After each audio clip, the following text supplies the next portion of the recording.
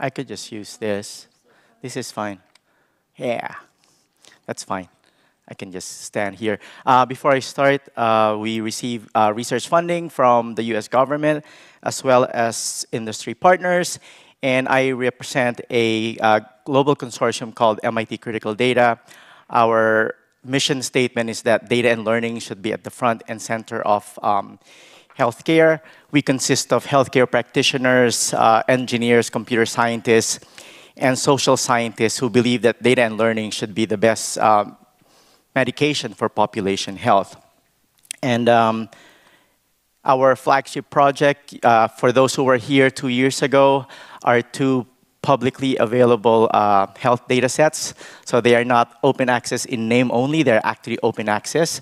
We have about 25,000 users of these data sets. MIMIC stands for Medical Information Mart for Intensive Care. This is electronic health record data of all the patients admitted to the intensive care unit of Beth Israel Deaconess Medical Center. MIMIC 4, which is the most current version, is now in its fourth iteration. It has data up to 2019 and just before the pandemic started. And then EICU Collaborative Research Database comes from more than 200 hospitals across the United States.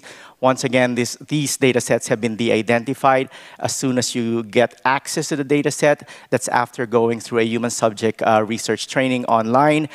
You could actually download the whole data set. And then MIMIC 4, for the first time, includes medical images. So it has 300,000 chest x-rays that are linked with the electronic health record. So that completely opens up computer vision research. But what's more important is what we were talking about earlier, is the real value of publicly available data sets would be the sharing of the codes and repositories. So both data sets are accompanied by a publicly available repository so that researchers don't have to start from scratch. They already have codes to identify patients with sepsis, patients who develop acute kidney injury. There are materialized views for calculating the duration of mechanical ventilation, and so on and so forth. We're also invested in training the next generation of computer scientists, clinicians, to really leverage the value of these data. In October 2016, we published our textbook called Secondary Analysis of Electronic Health Records, and in the true spirit of open access, the digital copy of the book is completely free of cost. Since its publication in October 2016, it has been downloaded over 1 million times, and it has been translated into Mandarin, Spanish, Korean, and Portuguese. There is an online course that accompanies the textbook. The online course is available on edX at no cost, and in August of last year, we published our third textbook called Leveraging Data Science for Global Health. We also believe that data and learning should be at the front and center of global health. But I thought that it would be a crime to have a data science conference without talking about algorithmic bias. And when I talk about bias, I'm not just referring to statistical bias. I'm also referring to societal and cultural biases. And our biggest concern, and I think the biggest obstacle in advancing health data science and the use of machine learning in clinical practice, is the concern that the data that we're using to build algorithms are data that is full of societal, cultural, institutional, and individual biases. And if we're not careful, what we're going to be doing is encrypting these biases in these algorithms, legitimize them, and propagate them at scale. And when I talk about the societal bias, this is what I'm talking about. So there have been a lot of machine learning papers that have been published in the last decade. Let's take this one, for example. And in this particular paper, the authors decided to build prediction models to predict whether there's a complication that would arise after liver transplantation. And they specifically look for graft failure, infection, cardiovascular disease, and they wanted to predict the magnitude of that risk 1 year and 5 years after transplantation. For those of us who are working in the field of machine learning in healthcare, a question that you should answer is, who does the model learn from? Uh, Ideally, what we would like is that the cohort that we use to train our algorithms represent the target population for the algorithm. And if there is a sampling selection that happens as the patients get into your cohort, then that is the perfect recipe for collider bias, which leads to spurious associations that will find their way into your algorithms. So what exactly do I mean by collider bias? Here's another paper that I think exemplifies what the definition of collider bias is. In this particular paper that got published at the start of the year, they looked at the drivers of COVID among patients who were admitted to the Veterans Administration system. For those who are not from the US, Veterans Administration would provide health care to those who were in the armed forces or Air Force or Navy after they retire. And this is the main table from that article. As you could see from the upper third of the table, that older age is associated with more deaths from COVID. And of course, that's not a surprise. But what was surprising is found in the middle third and in the lower third. There you could see that smoking is actually protective of death from COVID, and obesity is also protective of death from COVID. And of course, this is contradictory to what we already know about COVID. So are these errors in analysis? Are these errors in data capture? The answer is no. These are examples of collider bias. And what do I mean? So among veterans, so these are ex-Marines, ex-Armed Forces, ex-Air Force, there are more smokers than non-smokers.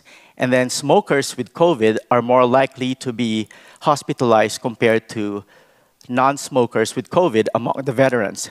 And because of that, there is now a difference in the proportion of smokers and non-smokers among the cohort that they used to study. And for that reason, they found these spurious associations that smoking is actually protective of COVID, and obesity is also protective of COVID.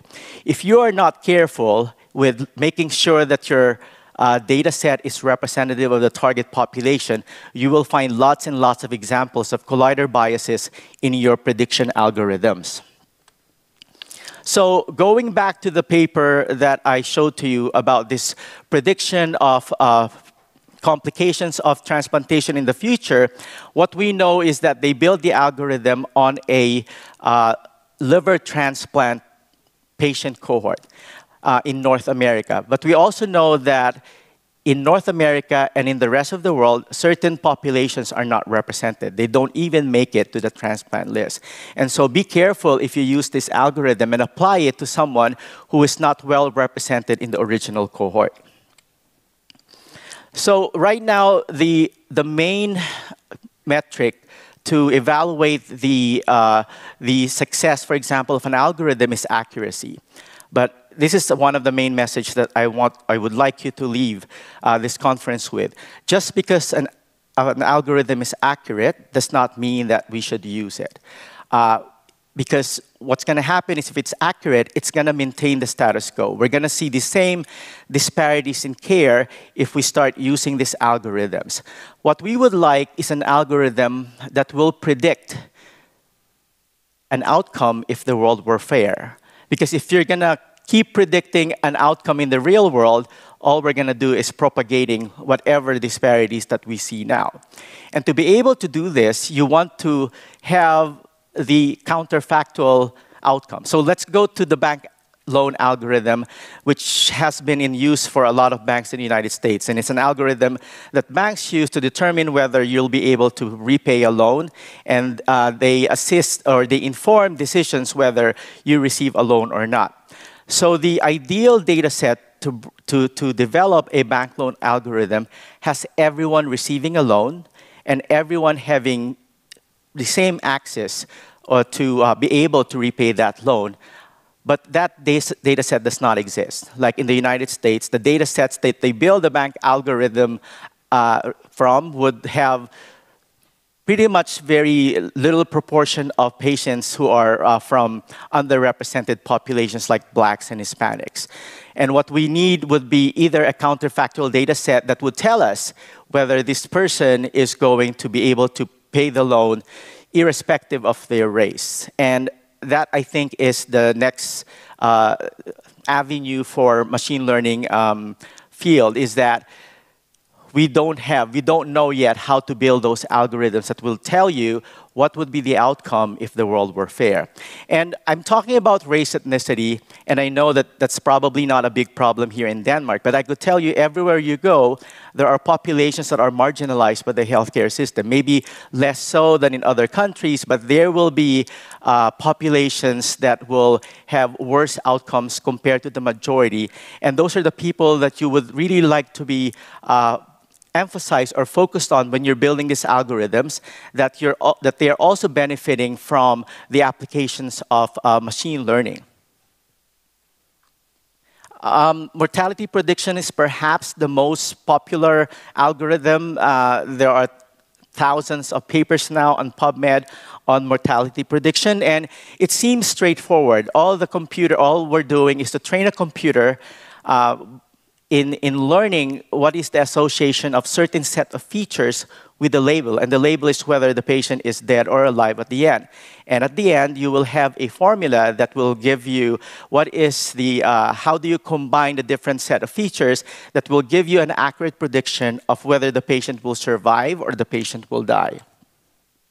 At the start of the pandemic last year, societies, professional societies and governments actually scrambled to come up with some algorithms that would help clinicians to determine whether a patient is going to survive or not, with the objective of informing the clinician whether this patient should be admitted to the intensive care unit and be connected to a breathing machine or a ventilator. And this is because of the critical shortage, for example, of some resources in the event of a pandemic. And in the United States, like 26 states actually came up with an algorithm that used a score called SOFA, Sequential Organ Failure Assessment Score. And they said that if the SOFA score is 12 or greater, then perhaps you should think twice about admitting the patient to the ICU because of the high risk of death.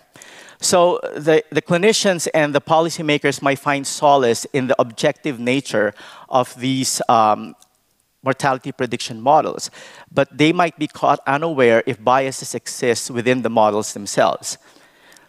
So with that in mind, our group looked at 3 illness severity scores and tried to determine if they perform similarly across different race ethnicities in the United States. And we specifically looked at Apache 4A, SOFA, as well as OASIS, which are 3 illness severity scores that translate to a prediction of survival or death.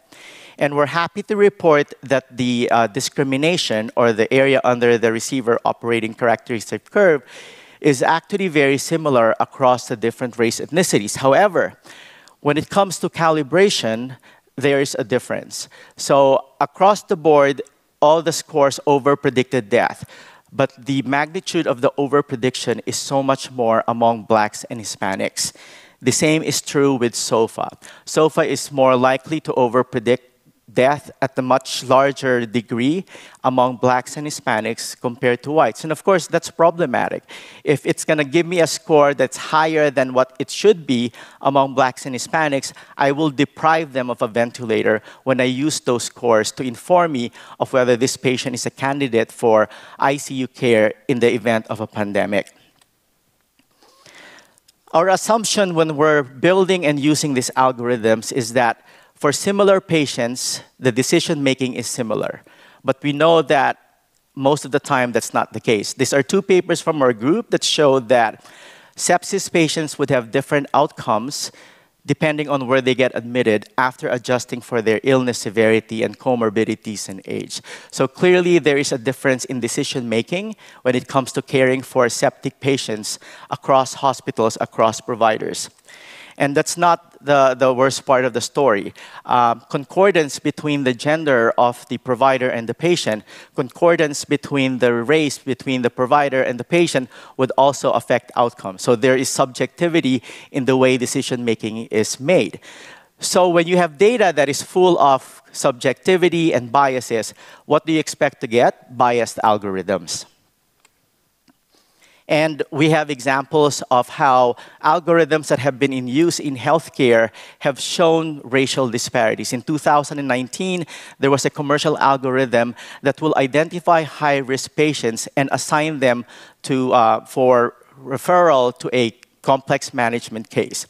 And they specifically, the developers of the algorithm specifically excluded race so that they don't introduce bias.